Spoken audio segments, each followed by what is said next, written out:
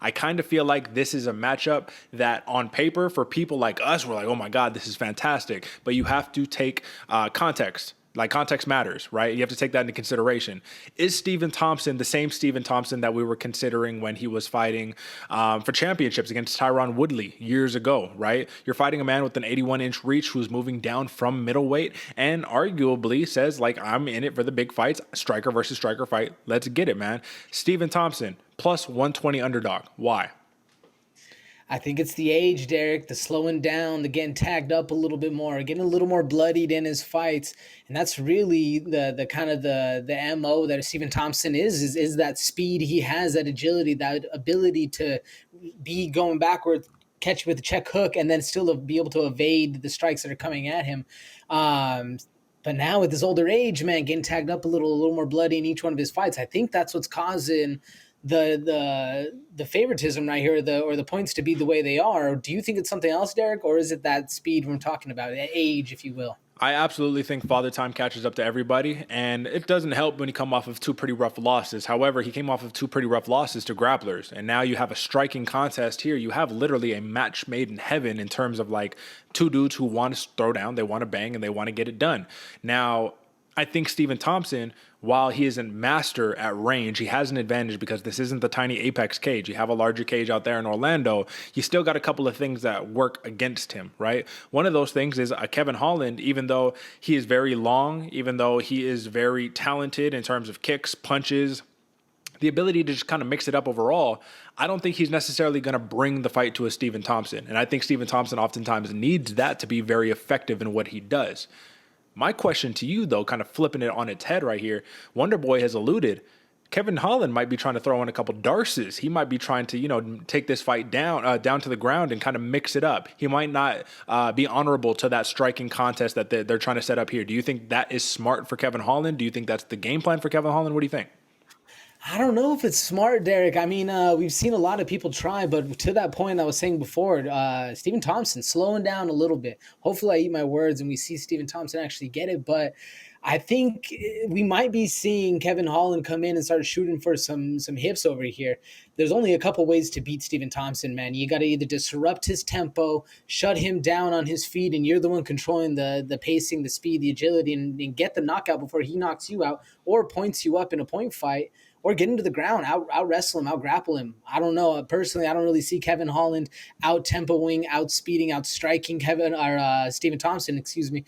What about you, Derek? Do you see him disrupting the tempo, or do you see him taking him down to the ground? Which one's a little easier, and either of those going to be the implemented game plan?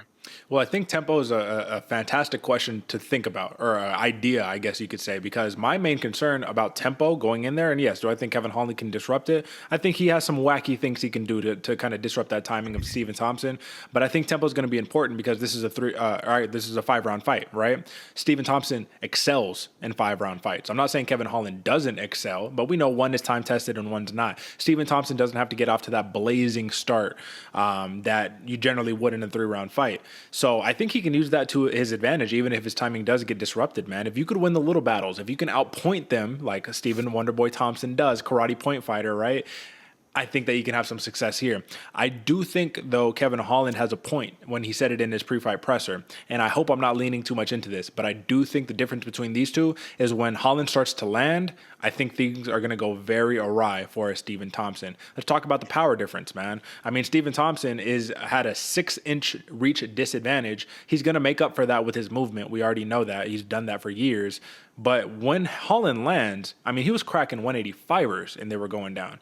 He lands at 170. This could be a serious problem for Wonderboy. How does he kind of mitigate that power of Kevin Holland? And I really has to fall back. If Thompson, this is one of the big things that scares me about Kevin Holland right here.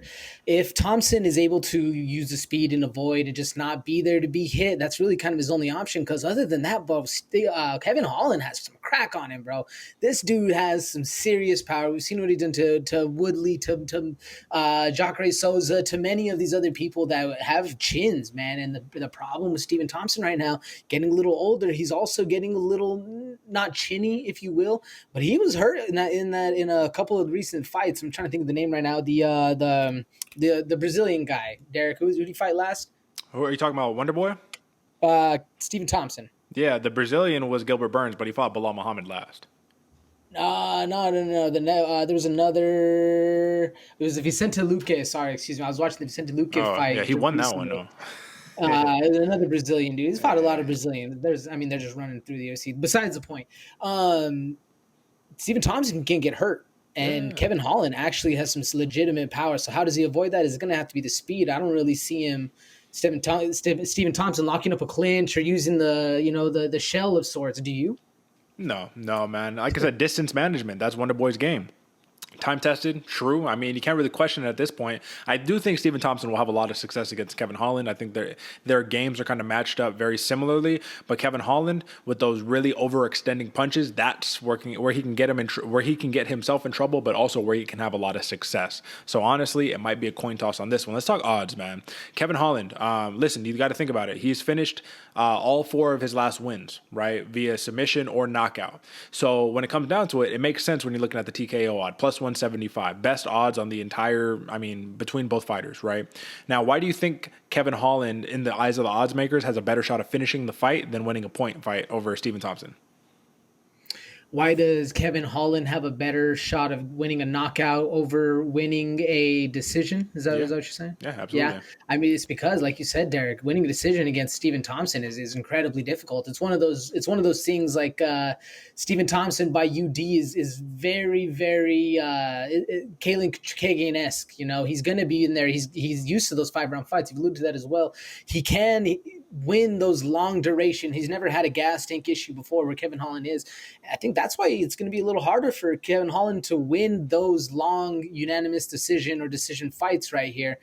Where, like we said, he has the power. So I see the knockout win. I'm kind of surprised, to be honest, looking at these odds right here, Derek. Plus 325 decision win for Stephen Thompson. They're also thinking he can get the knockout over the UD win against Kevin Holland. Do you see it that way as well? That's a little shocking to me.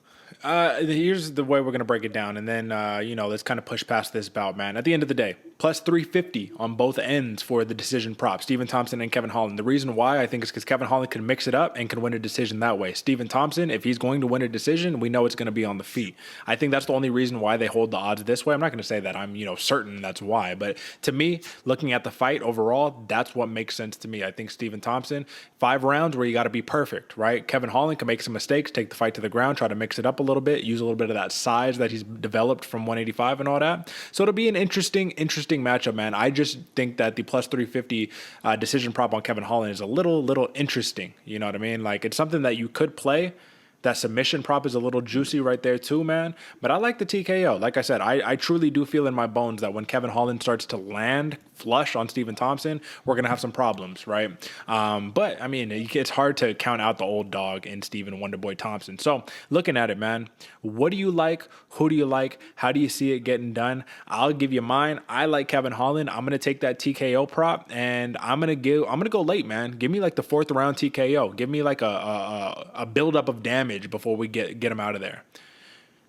I like it, Derek. And what worries me is I can see it happen. But personally, man, I'm putting my money on Stephen Thompson, and I'm actually taking that plus 350 decision. I think that's where he's going to be, man. Avoiding the trouble, in maintaining the range, getting the damage done, and winning the fight where he needs to, like he has done since he's, like 12 or whatever, winning point fights. Let's get it going. Since he was 15 years old, absolutely, man. And you got to think about it. This is the tale of 2 different tapes right here. Kevin Holland won his last 4 by finish. Stephen Thompson won his last 4 by decision. I mean, it's going to be an interesting one, the battle of the 2 different styles here. Over and under is 4.5 rounds, so you are taking the over. I'm taking the under. If you had to guess here, AJ, what do the odds makers favor, over and under on this one? Over. Under, my man. Plus 145 for the over, minus 175 for the under. That is your main event, folks. This is going to be a fun one. Definitely throw a little bit of something on there on whatever you feel. And if you like AJ's picks, take his. You like mine, take mine. Or you can just rock with some money line stuff, man. Plus 120 is not a bad bet for Stephen Thompson. I'm just going to put that out there.